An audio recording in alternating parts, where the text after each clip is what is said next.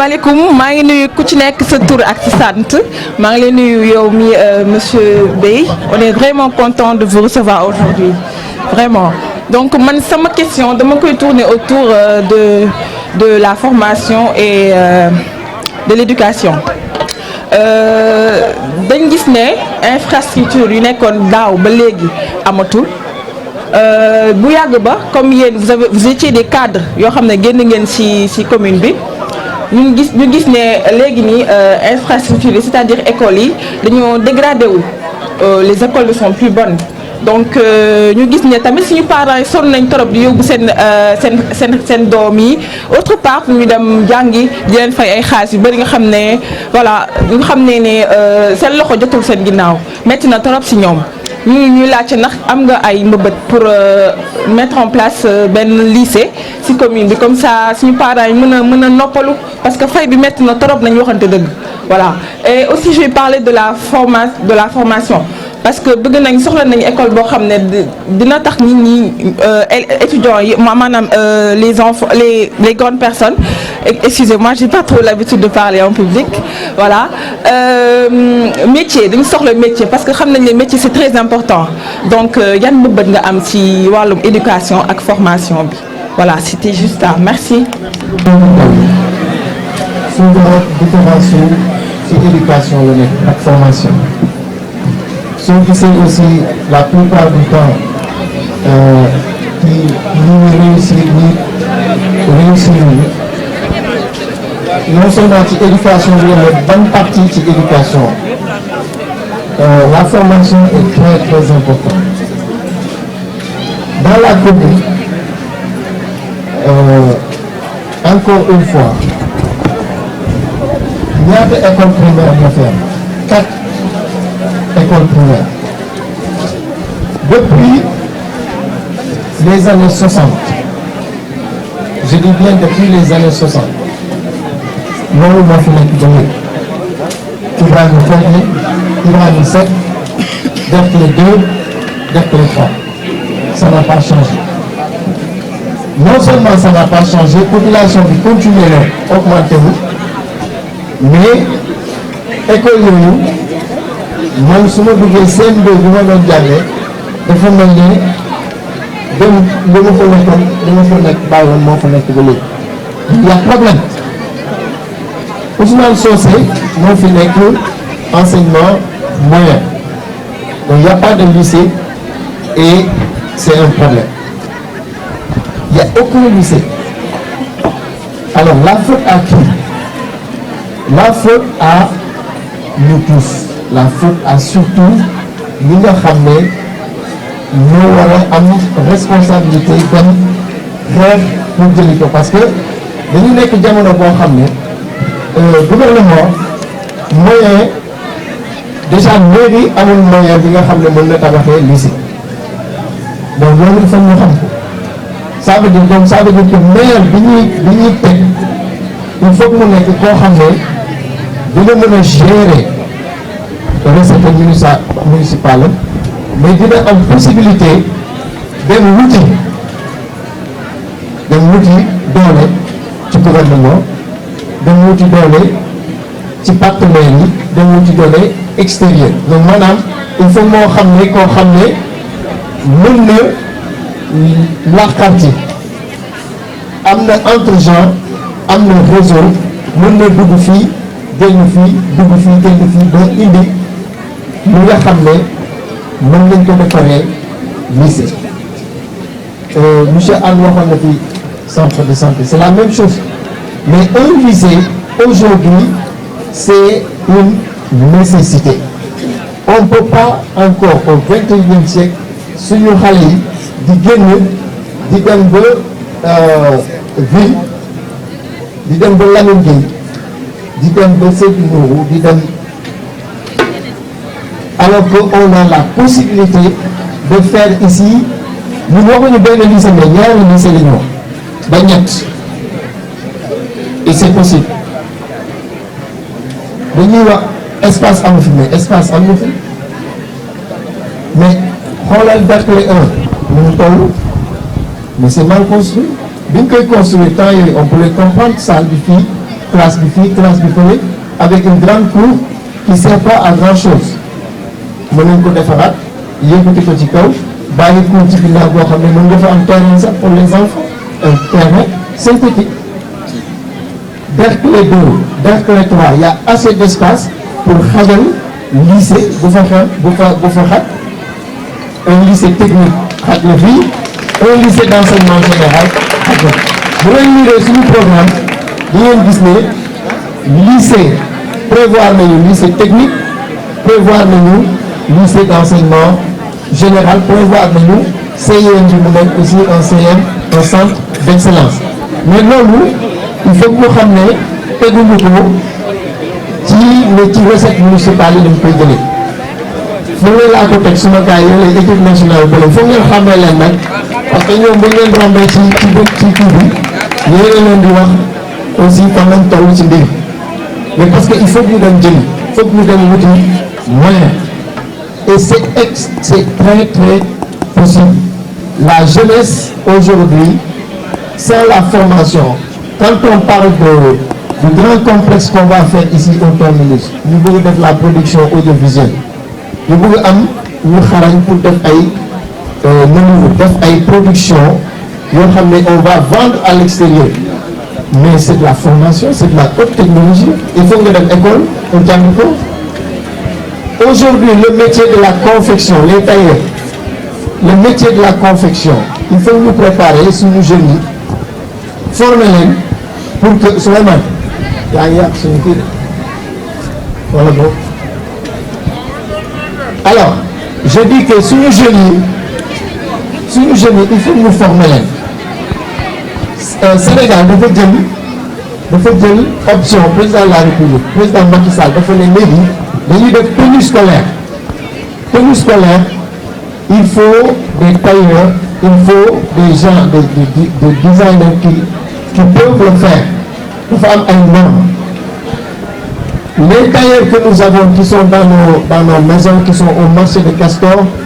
si on les forme pas ils pourront pas gagner ces marchés-là donc c'est le rôle de la commune c'est notre rôle de former nos jeunes de former nos dames dans la confection dans les techniques de confection dans les techniques de design yi nga xam ne dina respecter ay normes pour une production à l'échelle booy produire rek ñëw dama defal ma benn chemise man suma col bi mën na def nii y a pas de problème mais boo bëggee exporter boo bëggee dugg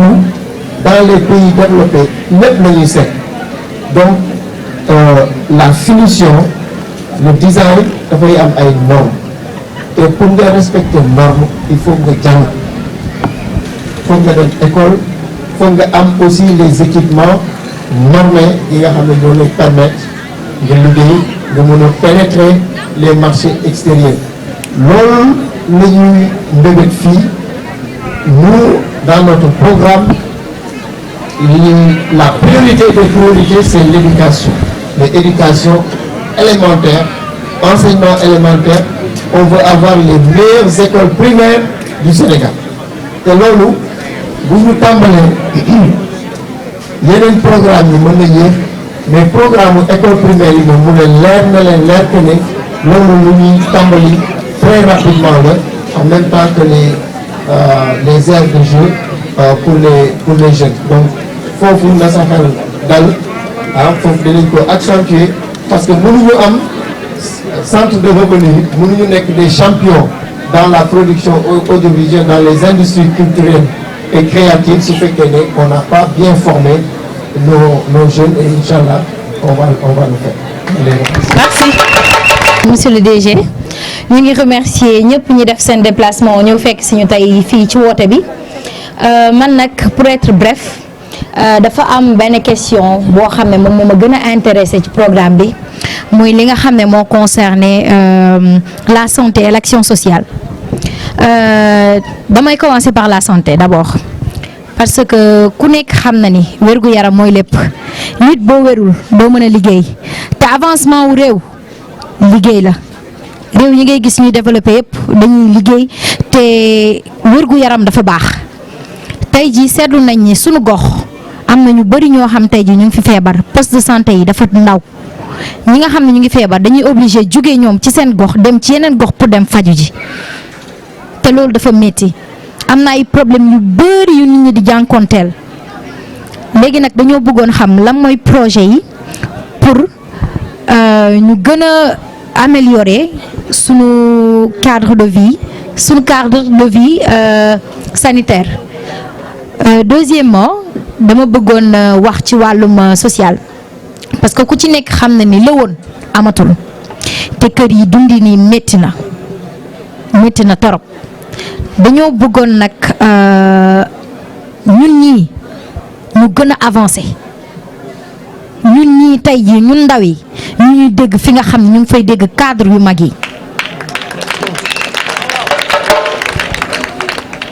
lépp tey jii am na ay jeunes yoo xam ne gëm nañ seen bopp mais ku leen pousse ñu tàkk juste tey jii bëggoon nañoo xam yan projet nga am pour yooyee jeune nga xam ne tey jii bëgg nañ gëm nañ liggéey pas jeunes yi sax mais képp ku mu mënti doon nga am projet wala lenn loo xam ne buñ la ci poussé rek di nga avancé mën a dimbali sa bopp dimbali ñi nga xam ne tamit ñoo la yaakaar parce que ñu bëri tey jii ci kër yi boo fa duggee dañuy suturlu rek te gor am na yenn yoo xam ne daf koy rus a def tàllal loxo ku yàgg a tàllal loxo boo demee bu yàggee ñu jéppi la te ku ci nekk tey ji bu doon sa sagoog ngay xëy di làmb sa poche di régler say problème tey ji ñu ngi lay ñaan yan projet nga amoon pour ñu gën a améliorer loolu nga xam ne tey ji wala ñu faagaagal li nga xam ne tey ji xew na ci biir kër yi merci beaucoup. On va l'entendre un peu partout dans le monde. Santé, c'est essentiel. Santé ak formation dañu nekk foofu dinaa guddal tuuti Souleymane mais dinañ beneen daje ñu waxtaan ci question bi parce que li tubaab yi di wax transition démographique li ñuy wax dividende démographique maanaam ñun Afrique ak Sénégal dañuy dund benn période boo xam ne période bu gàtt la dans l'histoire des pays dafa am période booy dugg boo xam ne dafa am benn fenêtre d'opportunité buy tijji si yow boo xam ne soo ko gérer wul rek da nga perte lu rëy te pour nga gérer ko c'est la santé et la formation parce que da ngay période yu population bi day jeune. Aujourd'hui en Afrique, l'Afrique est la population la plus jeune au monde. Maanaam moins de 30 ans yi dañu nekk 70% te loolu day continuer di yokku. Aujourd'hui boo demee dans les pays développés ils ont la majorité à plus de 40 ans. Donc c'est le renouvellement demul noonu et donc il y a plus la force de travail. ñun ñoo am loolu nag boo ko amee foofu ngay bënnee c'est là où il y a eu la révolution industrielle et cetera et ñun période boobu la ñu toll il nous faut former il nous faut donner la santé à nos jeunes parce que comme elle dit soo amul santé tu peux pas travailler suñu commune poste de santé bu baax sax amu ko. Et monsieur Anne l'a rappelé, il faut un centre de santé dans les normes de l'OMS, l'Organisation mondiale de la santé. Boo amee 50 000 habitants war nga am un centre de santé. Il nous faut 2 centres de santé et des postes de santé dans les différents quartiers. Postes de santé mën nga jël benn kër bu baax sax defar ko équiper ko mu am mu nekk un poste de santé. Et c'est la prévention aussi. Il y a beaucoup, on baisse, la productivité baisse parce que souvent nit ñi bu ñuy subir wala affaire yu mel ni ay feebar yu sew yoo xam ne c'est juste de la prévention. Donc santé bi on va se battre pour avoir un centre de référence pour que xale yi pour que ndaw ñi mën a faju sans pour autant ñuy dem ba à l'hôpital. Mais la partie sociale, li régler la partie sociale, c'est la partie économique. Parce que balaa nga ne naam ne fa boo amul revenu tu peux pas faire du social. li ñu bëgg mooy yéen ñii ñëpp ñu fi nekk xale yi ku ci nekk ci li ngay yëngatu nga mën ci employé ba mën a jël beaucoup de jeunes qui travaillent. J'ai donné l'exemple des salons de coiffure. Mais c'est la même chose dans les salons de couture. Mais salons de couture yi il faut nga dem à l'échelle. Salon de couture ñun dañ ko bëgg jël képp koo xam ne tailleur yi designer yi ci commune bi xamal ne ñoo ngi ñëw. Mais quand on vient on veut pas faire la même chose, on veut pas reproduire nga nekk sa benn kii bu ndaw rek di ñëw pour la koñ bi wala nga xaar ba événement bu mel nii nga defal comme nos belles demoiselles qui sont là, c'est très joli.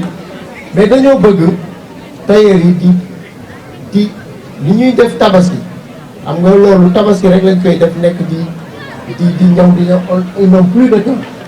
dañoo bëgg loolu nekk à toute l'année mais loolu lenn rek moo la ko mun defal mooy ngay am ay commandes yu bëri commandes yi pour mu bëri il faut mu jugee fu nekk surtout mu jugee extérieur foog nga nekk di jaay dans le monde entier loolu la ñu bëgg nag xool nag les meilleurs designers suñu dëkk ci biir Sénégal dañoo bëgg defar fii loo xam ne ñooñu dinañ fi ñëw les meilleurs couturiers dañoo bëgg ñu ñëw ànd ak yéen ñu defar fi lu rëy loo xam ne dina indi koom dina indi nit ñi bañ bàyyi taxawaalu bi nekk ci usines yi sonn ba nga xam ne les questions d'agression et autres dootul am loolu yëpp boo ko gisee les questions de sécurité d'environnement et cetera c'est parce que nit ñi xëy yi amuñu ko xëy yi nag pour ñu am ko il faut qu'on soit performant loolu nag il faut ñu waxante ci dëgg il faut qu'on soit performant il faut qu'on travaille plus dur il faut qu'on travaille beaucoup mais il faut qu'on soit bien formé mais il faut qu'on soit aussi en bonne santé. Merci beaucoup. Merci. Présent. Bonsoir à vous, Monsieur Ababacar Sadikh Bèye, candidat à la commune de Dieuppeul-Derklé. Permettez-moi de vous présenter toutes mes salutations les plus sincères et votre présence ici aujourd'hui parmi nous. Je me nomme Mademoiselle Marie-Odette de Medeiros et concernant ma question sur la gouvernance et les services aux usagers, nous avons eu vent de beaucoup d'irrégularités et failles dans la mairie au Sénégal. Tantôt ce sont des détournements de deniers publics, des lenteurs administratives et à cela s'ajoutent des recrutements qui, au lieu d'être basés sur la compétence, se font de façon arbitraire. Et c'est ce qui impacte négativement sur les qualités de service fournis aux administrés. Nous aimerions savoir, en tant que candidat à la mairie,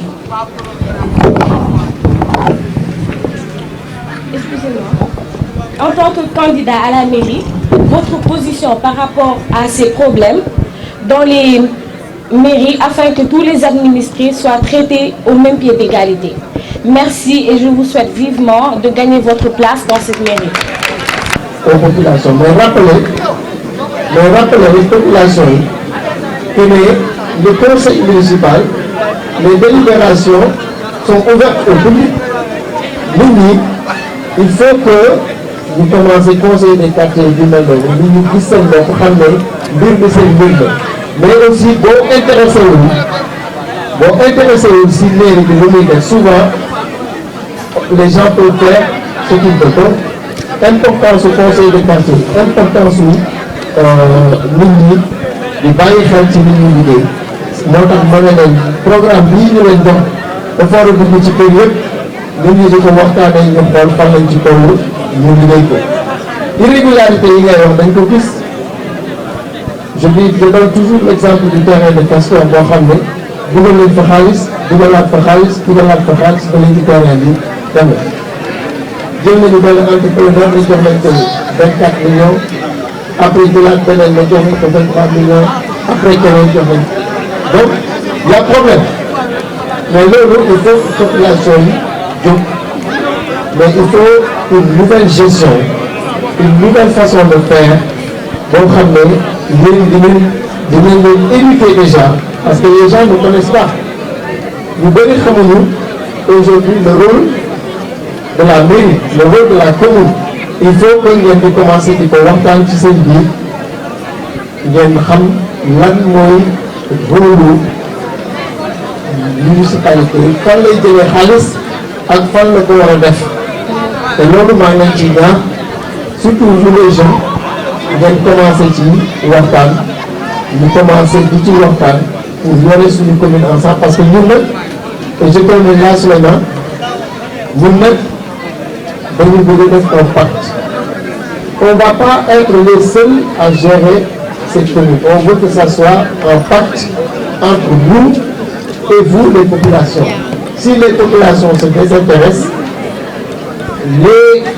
le conseil municipal qui doit faire le travail ne va pas sentir que les derrière am nañu koy adhéré donc il est important que ngeen def seen exercice de citoyen pour suivre les projets et ñaax nit ñi ñu def donc des résultats donc là c'est un engagement qu'on a pris aussi di ngeen ko gis ci biir bi un engagement de transparence mais aussi un engagement d'aller chercher toutes les recettes municipales ñu bañ a voter budget rek parce que nous nga voter budget 1 milliard mais li ngay recevoir c'est juste 500 millions loolu aussi yorewul commune ça on s'engage devant des inchallah. man li may dugg mooy ci sport bi te ëmb la ni que jeunes yi nekk ci commune bi dañuy soxla lool sport te ku ci sañoon tamit ñun ñi fi toog ñi ñëpp mu nekk sport loo xam ne ni ñëpp a koy def te dañ koy yitewoo lool sax te ëmb la ni que ñun ñëpp infrastructure yi nekk fii nii xam ne ni jëppal Derklé amul ay terrain yoo xam ne ni war nañ ci mën a fii képp ku fi bëgg football wala nga bëgg dem dangay dem ba terrain Sacré-Cœur dem fay ji pour mun ci liggéey léegi ñu bëgg xam que ce soit football que ça soit basket ak lu mu mën ci doon ci sport yan mooy sa mbëbët ci sport ci commune bi. tàccu leen.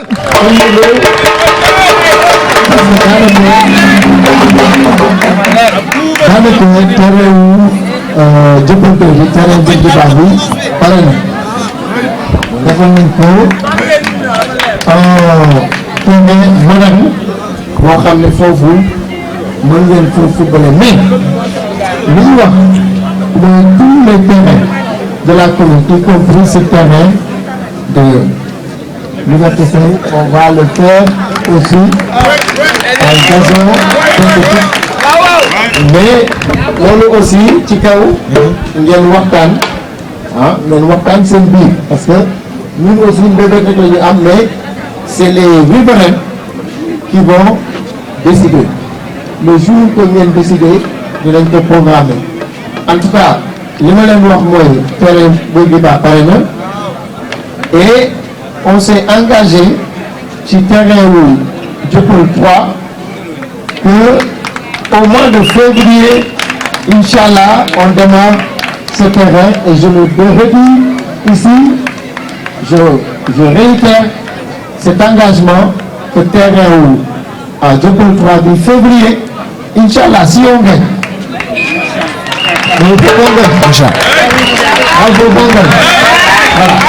Si on gagne, février, on démarre le terrain et on va faire tous les terrains. On va faire le terrain de Pampès de Dieuppeul 1, Inch'Allah. le terrain de Dieuppeul 4, Inch'Allah. et on va faire le terrain Barak, Inch'Allah. le terrain 14, on va terminer, on va en faire un stade. Inch'Allah. Tàccu leen loolu nag. Bonsoir à toutes et à tous. Je me nomme Mami Ndartegnan, étudiante en finance et comptabilité. Tout d'abord, j'aimerais exprimer mes chaleureux mots de bienvenue à nos chers invités, particulièrement à vous, notre candidat, M. Aboubacar Salif Bey. Merci d'avoir sacrifié de votre précieux temps pour être ici au rendez-vous. Monsieur le futur maire, je voudrais parler de la culture de la commune de Dieuppeul. bien vrai que ay xale lañ mais dégg nañ ni Dieuppeul commune bu culturelle la parce que y a pas mal d'hommes comme les grands hommes comme El Hadj Abdoul Aziz Dabakh Sy Mame Baye Niass yoo xam ni fii lañ nekkoon te jikko yu rafet lañ fi bàyyi woon te léegi commencé nañ gis que ni culture dafa commencé denc nit yi te l'homme est un être éminemment culturel car l'homme n'est rien sans la culture ñu lay doon laaj nag bis boo faloo lan ngay def pour redorer la culture de cette commune. Merci beaucoup. On ne sait pas qui on est, on ne sait pas ce qu'on veut, on ne sait pas où on va. Et ce qui fonde l'être humain, le pays différencié avec l'animal, c'est sa culture, c'est la réflexion. Et maam yi ñu fi cité ñu am chance nag ci commune bi gis ne tarixa yëpp jaar nañ fi maam yi jaar nañ fi donc c'est une particularité de la commune Dieuppeul-Derklé. Mais aujourd'hui effectivement on est sevré. Aujourd'hui, on n'a pratiquement pas de lieu donc d'expression de la culture. On n'a pas de foyer culturel, on n'a pas de bibliothèque, on n'a pas de lieu où les talents peuvent s'exercer, que ce soit dans la musique, que ce soit dans le théâtre. Donc on est un peu dans le désert. Donc c'est pour ça que dans notre programme, nous voulons créer un grand centre culturel municipal qui est un centre dédié, qui n'est pas comme ce qu'on a aujourd'hui, où vous avez le foyer culturel, vous avez une maternité, vous avez un terrain de basket, vous avez l'état civil. Donc c'est un peu désorganisé. Donc tout ça, nous allons le réorganiser en identifiant le temps, en mettant déjà les infrastructures yi nga xam ne soxla nañ ko, et ça commence déjà par le foyer culturel, le centre, mais ça commence aussi par les bibliothèques. Franchement, ça c'est un engagement. Cette zone yi ngi am ci commune bi, on veut rétablir la lecture des jeunes, la lecture dans les quartiers, promouvoir cet aspect, parce que boo xamul, boo liirul, voyager wuloo, liiruloo, y a problème. Au moins le voyage peut remplacer quelque part la lecture. La lecture peut remplacer le voyage parce que à travers le livre, on peut voyager. Mais boo bàyyee ñaar yëpp day sànq. Et ça c'est un problème et c'est un crime si on continue à laisser notre population dans ce désert intellectuel. Nga gis ne il y a des jeunes talents. Avant il y avait les associations dans les différents quartiers. Il y a dans tous les quartiers, il y a des ASC. ASC, ça signifie quoi? Association sportive et culturelle. Alors, amul benn ASC amul. Donc, ndaxte c'est boobu nekk ci ASC yi, on va le rétablir ensemble pour que déjà dans les quartiers, parce que déjà il y a un soubassement bi mu ngi fi, les associations sportives wala ñu fa ñu wala leen AS bopp moom yéen ñëpp seen affaire yi AS la AS rek la léegi il faut que léegi moom ndaxte elle vous sauve la vie, elle nous sauve nous tous, parce que nee na see bi il faut mu dellu si. Donc il faut que see bi dellu si dans les associations sportives ñu def ci grand C ñu commencé nag dugal ci programme et ça c'est un travail d'abord. Donc on va pas mettre juste le C pour le mettre, mais il faut que nous réfléchissions ci xool le C ça rime à quoi, quel est le programme qu'on va mettre, et ça c'est un engagement qu'on prend que bu ñu toogee dinañu ko gëstu toog ak nit ñi xool le programme culturel qu'on va proposer aux différentes ASC. Et loolu aussi ñu ngi leen di ñaax